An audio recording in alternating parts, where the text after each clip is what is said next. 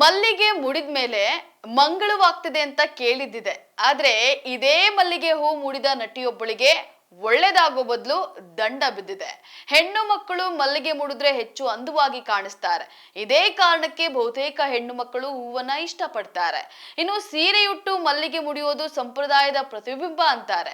ಆದ್ರೆ ಈಗೆಲ್ಲ ಅದನ್ನ ಫ್ಯಾಷನ್ ಅಂತಲೂ ಕರೀತಾರೆ. ಅವರಿಷ್ಟ ಬಂದಂಗೆ ಅವರ ಅನುಕೂಲಕ್ಕೆ ತಕ್ಕಂತೆ ಹೇಳ್ತಾರೆ.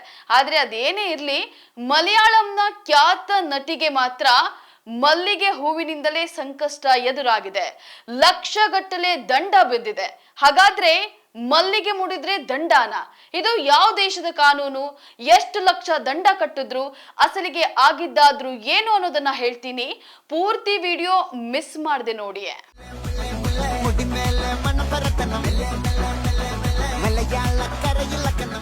ನಟ ದರ್ಶನ್ ಅವರೊಂದಿಗೆ ಗಜಾ ಸಿನಿಮಾದಲ್ಲಿ ನಟಿಸಿದ್ದ ಖ್ಯಾತ ನಟಿ ನವ್ಯಾ ನಾಯರ್ ಅವರಿಗೆ ಮಲ್ಲಿಗೆ ಹೂ ಮೇಲಿನ ಆಸೆಯಿಂದಾಗಿ ಬರೋಬ್ಬರಿ 1,14,000 ರೂಪಾಯಿ ದಂಡ ಕಟ್ಟಿರೋ ವಿಚಾರ ಬೆಳಕಿಗೆ ಬಂದಿದೆ.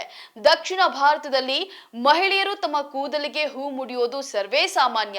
ಇನ್ನು ಮಲಯಾಳಂನ ನಟಿಯಾಗಿರುವಂತಹ ನವ್ಯಾ ನಾಯರ್ಗೂ ಮಲ್ಲಿಗೆ ಅಂದ್ರೆ ಪಂಚ ಪ್ರಾಣವಂತೆ. ಆದ್ರೆ ಇದೇ ಮಲ್ಲಿಗೆ ಹೂವಿನಿಂದಾಗಿ ಇಂಥದೊಂದು ಫಜೀತಿಗೆ ಸಿಗ್ತಾರೆ ಅಂತ ಅವರೇ ಊಹಿಸಿಕೊಂಡಿರ್ಲಿಲ್ಲ ನೋಡಿ.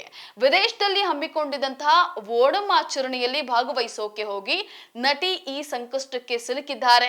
ಮಲಯಾಳಿ ಸಂಘ ಆಫ್ ವಿಕ್ಟೋರಿಯಾ ಆಯೋಜಿಸಿದಂತಹ ಓಣಂ ಆಚರಣೆಯಲ್ಲಿ ಭಾಗವಹಿಸಲು ನವ್ಯಾ ನಾಯರ್ ಇತ್ತೀಚೆಗೆ ಆಸ್ಟ್ರೇಲಿಯಾಗೆ ತೆರಳಿದ್ರು. ನವ್ಯಾ ಅವರು 15 ಸೆಂಟಿಮೀಟರ್ ಉದ್ದದ ಮಲ್ಲಿಗೆ ಅಂದ್ರೆ ಅರ್ಧ ಮೊಳ ಹೂವಿನ ಮಾಲೆ ಕೊಂಡೊಯ್ದಿದ್ದಕ್ಕಾಗಿ ಅವರನ್ನ ಮೆಲ್ಬೋರ್ನ್ ಅಂತಾರಾಷ್ಟ್ರೀಯ ವಿಮಾನ ನಿಲ್ದಾಣದಲ್ಲಿ ತಡೆ ಹಿಡಿದಿದ್ದಾರೆ. ಅವರ ಹ್ಯಾಂಡ್ ಬ್ಯಾಗ್ ನಲ್ಲಿ ಪರಿಶೀಲನೆ ಮಾಡಿದಾಗ ಅರ್ಧ ಮೊಳ ಮಲ್ಲಿಗೆ ಹೂ ಕಸ್ಟಮ್ಸ್ ಅಧಿಕಾರಿಗಳ ಕಣ್ಣಿಗೆ ಬಿದ್ದಿದೆ. ಸೊ ಯಾವ ಮುಲಾಜಿಗೂ ಒಳಗಾಗದೆ ಫೈನ್ ರೆಸಿಪ್ಟ್ ಅನ್ನ ಬರೆದೇ ಬಿಟ್ಟಿದ್ದಾರೆ. ಆಸ್ಟ್ರೇಲಿಯಾದಲ್ಲಿ ಬಹಳ ಕಠಿಣವಾದ ಜೈವಿಕ ಭದ್ರತೆಯ ನಿಯಮಗಳಿವೆ. ಆ ನೆಲದಲ್ಲಿರುವಂತಹ ಸೂಕ್ಷ್ಮ ಜೈವಿಕ ಪರಿಸರವನ್ನ ಸಂರಕ್ಷಣೆ ಮಾಡೋದಕ್ಕೋಸ್ಕರ ಈ ಬಿಗಿ ಕಾನೂನನ್ನ ರೂಪಿಸಲಾಗಿದೆ. ವಿದೇಶಗಳಿಂದ ಹಾನಿಕಾರಕ ಕೀಟಗಳು ಮತ್ತು ರೋಗಗಳು ಬಂದು ದೇಶದ ಸೂಕ್ಷ್ಮ ಪರಿಸರವನ್ನ ಹಾಳು ಮಾಡಬಹುದು ಅನ್ನುವಂತಹ ಭಯ ಕೂಡ ಆಸ್ಟ್ರೇಲಿಯಾ ಕಾನೂನಿಗಿದೆ. ಹಾಗಾಗಿ ವಿದೇಶಗಳಿಂದ ಯಾವುದೇ ಗಿಡ, ಹೂ, ಬೀಜ, ಹಣ್ಣು, ತರಕಾರಿ, ಮಣ್ಣು, ಜಾನುವಾರು ಉತ್ಪನ್ನಗಳನ್ನ ಹಾಗೆ ಸುಮ್ಮನೆ ತರುವಂತಿಲ್ಲ. ಸಂಪೂರ್ಣ ತಪಾಸಣೆಯನ್ನ ನಡೆಸಿ ಕ್ಲಿಯರೆನ್ಸ್ ಸರ್ಟಿಫಿಕೇಟ್ ಅನ್ನ ಪಡೆದ ಬಳಿಕವೇ ಅವುಗಳನ್ನ ಆಸ್ಟ್ರೇಲಿಯಾದ ಒಳಗೆ ತರೋಕೆ ಅವಕಾಶ ಇರುತ್ತೆ. ಇಂತಹದೊಂದು ನಿಯಮ ಗೊತ್ತಿಲ್ಲದ ಕಾರಣ ನಟಿ ಇಂಗು ತಿಂದ ಮಂಗನ ರೀತಿ ಆಗೋಗಿದ್ದಾರೆ. ಏನೋ ಖುದ್ದು ಅವರೇ ಈ ಘಟನೆ ಬಗ್ಗೆ ಹೇಳ್ಕೊಂಡಿದ್ದಾರೆ. ಆಸ್ಟ್ರೇಲಿಯಾದಲ್ಲಿ ಅದು ಕಾನೂನು ಬಾಹಿರ ಅನ್ನೋದು ಗೊತ್ತಿರಲಿಲ್ಲ. ನಾನ್ ಮಾಡಿದ್ದು ಕಾನೂನಿನ ವಿರುದ್ಧ, ಅದನ್ನ ಒಪ್ಕೋತೀನಿ. ಅದು ನಾನು ತಿಳಿಯದೆ ಮಾಡಿದ ತಪ್ಪು, ಆದ್ರೆ ಅದಕ್ಕೆ ಕ್ಷಮೆ ಇರ್ಲಿ ಅಂತ ಕೇಳ್ಕೊಂಡಿದ್ದಾರೆ. ಇನ್ನು ಆ ಮಲ್ಲಿಗೆ ಹೂ ಹ್ಯಾಂಡ್ ಬ್ಯಾಗ್ ನಲ್ಲಿ ಹೋಗಿದ್ರ ಬಗ್ಗೆ ಕೂಡ ಹೇಳ್ಕೊಂಡಿದ್ದಾರೆ. ನಾನು ಇಲ್ಲಿಗೆ ಬರೋ ಮೊದಲು ಅಂದ್ರೆ ಆಸ್ಟ್ರೇಲಿಯಾಕ್ಕೆ ಬರೋ ಮೊದಲು ನನ್ನ ತಂದೆ ನನಗೋಸ್ಕರ ಮಲ್ಲಿಗೆಯನ್ನ ತಕೊಟ್ರು.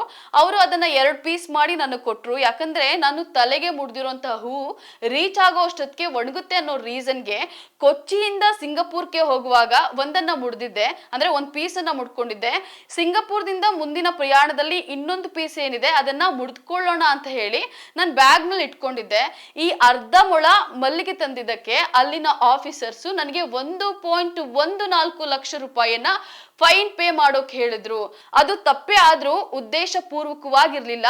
ಆ ದಂಡವನ್ನ 28 ದಿನಗಳಲ್ಲಿ ಪಾವತಿಸಬೇಕು ಅಂತ ಆಸ್ಟ್ರೇಲಿಯಾ ಆಫೀಸರ್ಸ್ಗಳು ಹೇಳಿದ್ರು ಅನ್ನೋದನ್ನ ನಟಿ ನವ್ಯಾ ವಿವರಿಸಿದ್ದಾರೆ.